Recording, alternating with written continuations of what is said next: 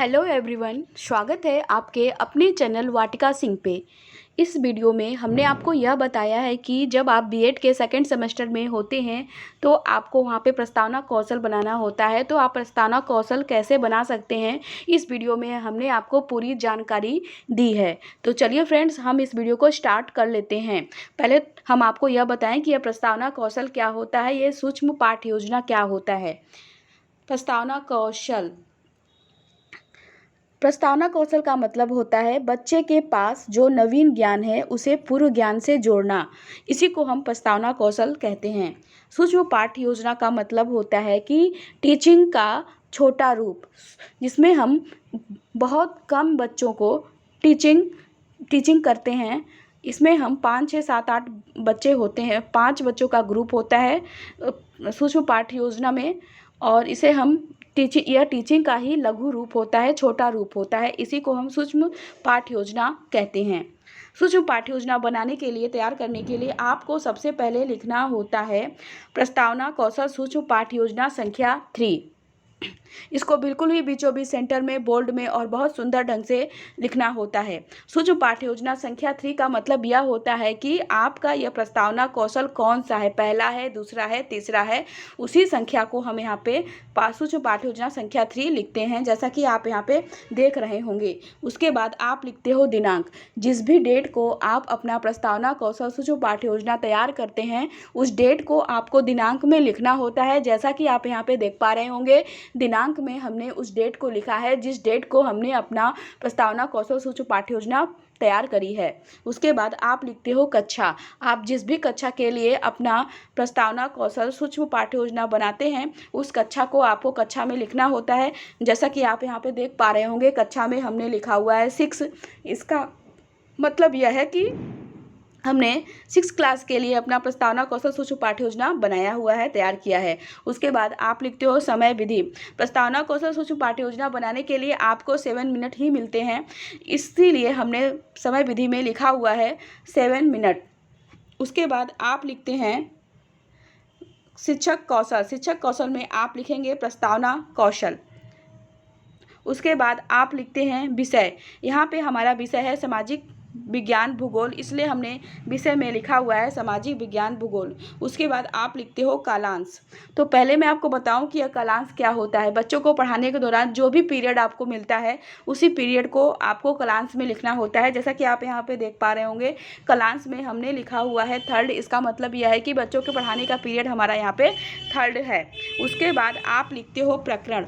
तो पहले मैं आपको यह बता दूँ कि यह प्रकरण क्या होता है। यह जो प्रकरण होता है, यह प्रकरण जो होता है पाठ का नाम होता है। इसको बिल्कुल ही बीचों बीच सेंटर में, बोल्ड में और बहुत सुंदर ढंग से आपको इसको लिखना होता है। यहाँ पे हमारा प्रकरण है पृथ्वी की आंतरिक संरचना।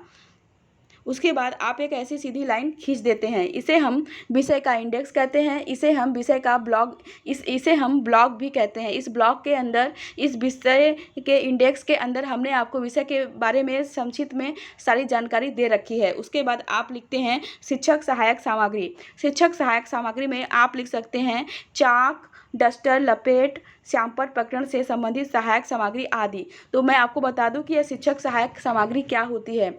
बच्चों को पढ़ाने के दौरान ब्लैक बोर्ड पे जिन सामग्री का यूज करके आप बच्चों को वह टॉपिक पढ़ाते हैं, एक्सप्लेन करते हैं, समझाते हैं, उसी सामग्री को हम शिक्षक सहायक सामग्री कहते हैं। एक इम्पॉर्टेंट जानकारी मैं आपको यहाँ पे यह देना चाहूँगी, जैसे कि आप बीएड कर रहे होते हैं, जब आप बीएड के एग्ज़ाम देने जाते हैं या बीएड का वाइवा देते हैं, तो बीएड के एग्ज़ाम में और बीएड के वाइवा में दोनों ही जगह आपसे ये क्वेश्चन पूछा जाता है कि शिक्षक सहायक सामग्री क्या होती है।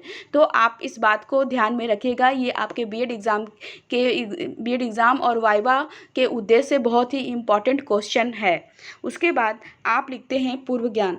तो पहले मैं आपको बता दूं कि यह पूर्व ज्ञान क्या होता है। यह जो पूर्व ज्ञान होता है, यह लगभग सभी का एक समान होता है। बस यहाँ पे क्या करते हैं कि पाठ का नाम चेंज कर दिया जाता है। पूर्व ज्ञान में आप एक लाइन लिख सकते हैं, छात्र पृथ्वी की आंतरिक संरचना के बारे में सामान्य जानकारी रखते हैं। ऐसा एक लाइन आप पूर्व ज्ञान में लिख सकते हैं। उसके बाद आप 3 कॉलम बनाएंगे। पहला कॉलम तो आप बना देंगे छात्रा अध्यापक क्रियाओं का कॉलम, दूसरा कॉलम आप बनाएंगे छात्र क्रियाओं का कॉलम, तीसरा और लास्ट कॉलम जो है कि आप बनाते हैं शिक्षण सहायक सामग्री का कॉलम। छात्रा अध्यापक क्रियाओं के कॉलम में आप लिखेंगे प्रस्तावना प्रश्न। इसमें आप लिखेंगे छात्र अध्यापक विद्यार्थियों के पूर्व ज्ञान का संबंध नवीन ज्ञान से स्थापित करते हैं। स्थापित करने के लिए निम्न प्रश्न पूछेगा, ऐसा आप लिखेंगे। उसके बाद आप लिखते हैं छात्र क्रियाओं के कॉलम में आप लिखेंगे विद्यार्थी छात्र अध्यापक द्वारा पूछे गए प्रश्नों के उत्तर देंगे। शिक्षक सहायक सामग्री के कॉलम में आप लिखेंगे प्रश्नोत्तर प्रविधि।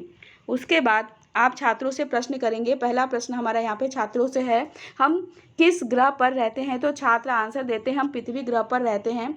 दूसरा नेक्स्ट क्वेश्चन हमारा छात्रों से रहेगा, पृथ्वी का आकार कैसा है? तो छात्र आंसर देते हैं पृथ्वी का आकार गोल है। थर्ड क्वेश्चन हमारा यहाँ पे छात्रों से है, पृथ्वी की ऊपरी सतह कैसी है? तो छात्र आंसर देते हैं पृथ्वी की ऊपरी सतह कठोर है। चौथा और लास्ट क्वेश्चन यहाँ पे हमारा छात्रों से है, पृथ्वी की ऊपरी सतह किस किस से बनी है? तो छात्र आंसर देते हैं पृथ्वी की ऊपरी सतह मिट्टी, धूल, कण तथा चट्टानों से बनी है।